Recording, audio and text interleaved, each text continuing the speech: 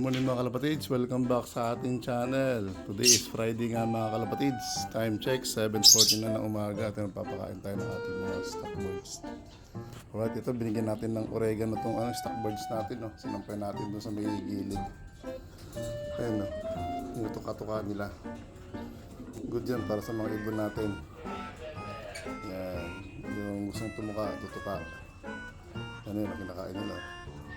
Alright, para ano sila maging healthy. Ayun, kamo natin sila ganun. Sa kabila, sa taas, sa loft lalagyan din natin ito, nakakuha tayo ng oregano. Yan, lalagyan natin sa may gilid. Kailan natin sila tumuka ng tumuka. Yan, mga sa mga healthy ng ibon natin. Alright mga kalapit, so ayun. At magpapakain na tayo.